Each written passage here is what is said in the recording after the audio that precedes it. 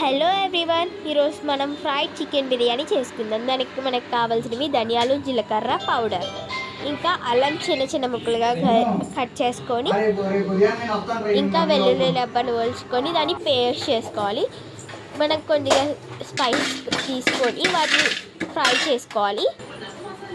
వాటిని పౌడర్ చేసుకోవాలి.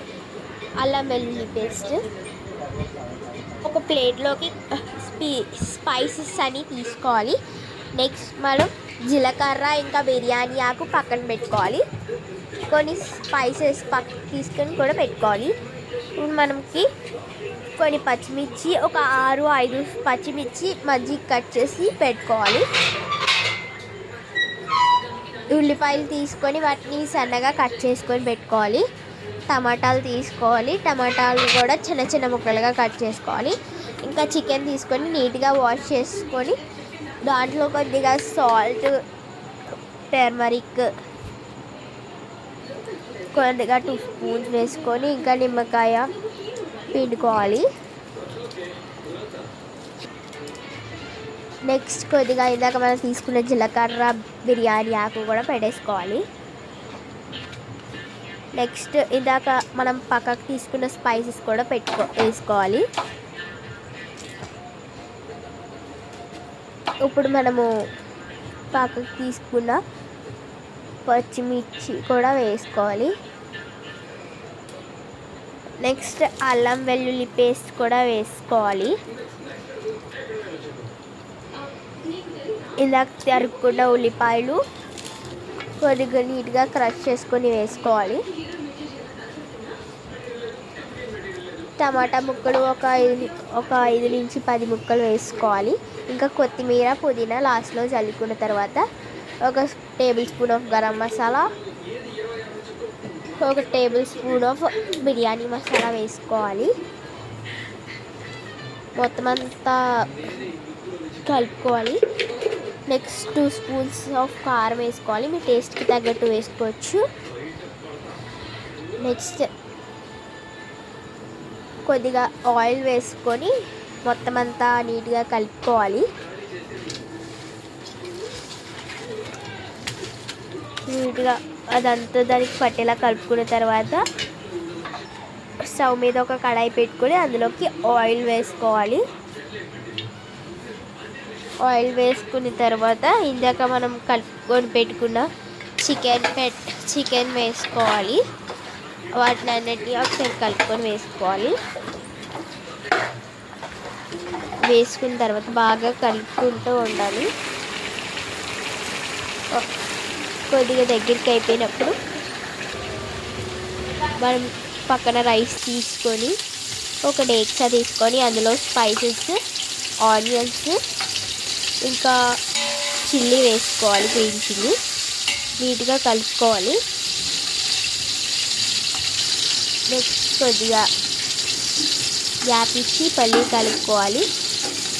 అవి కొద్దిగా ఫ్రై అవుతూ ఉంటాయి. అలా ఫ్రై అవ్వనివ్వాలి గోల్డెన్ కలర్ వచ్చాక. నెక్స్ట్ మనం టమాటా వేసుకోవాలి. టమాటా వేసుకొని బాగా కలుపుకోవాలి. మొత్తం అంతా ఆ పచ్చిదనం అనేది ఆ వెజిటేబుల్స్కొని ఇంకా వాటిని పోవాలి. నెక్స్ట్ అల్లం వెల్లుల్లి పేస్ట్ వేసుకోవాలి.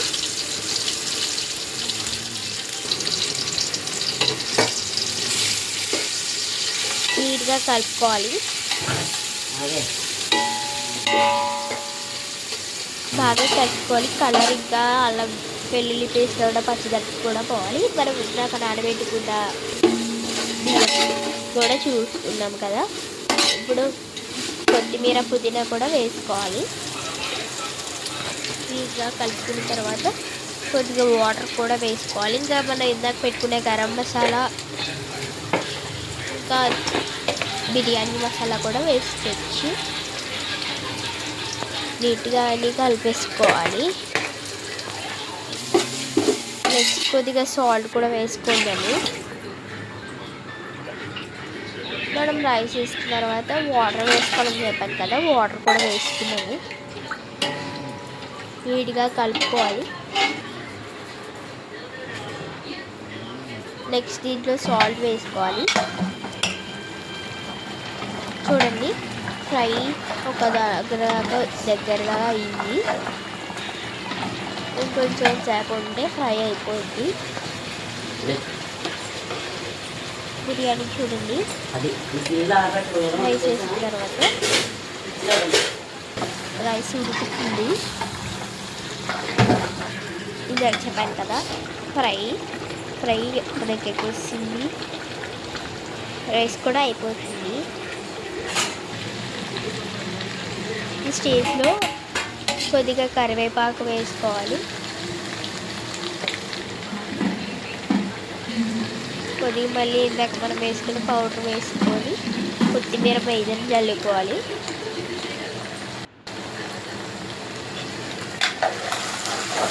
అంతేనండి, ఫ్రై అయిపోయినట్టే, ఫ్రై రెడీ అయిపోయింది.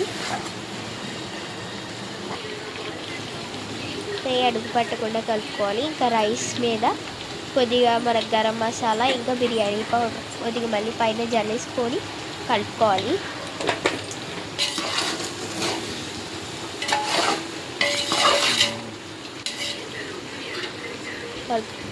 బాగా కలిపిన తర్వాత రైస్ చూడండి ఒక దగ్గరికి వస్తుంది, వాటర్ అంతా అయిపోయింది.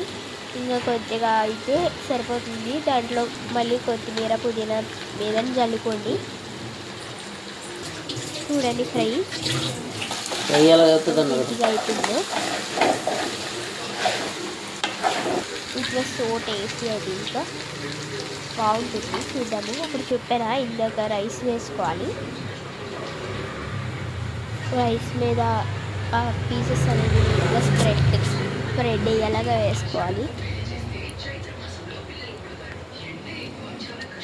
అంటే రైస్ మీద అంతా రైస్ అసలు పైన అంతా ఆ లేయరే ఉండాలి, చికెన్ పీసెస్ లేయర్. చూడండి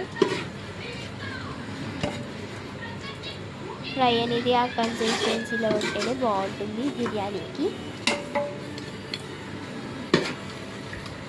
అంతేనండి, బిర్యానీ అయిపోయినట్టే. ఒక 2 minutes స్టవ్ మీద ఉంచుతాం. ఒకటి మర్చిపోయాను, please subscribe and commenters. I want to listen your comments. Bye. ఇప్పుడు చూడండి ఎంత బాగుందో.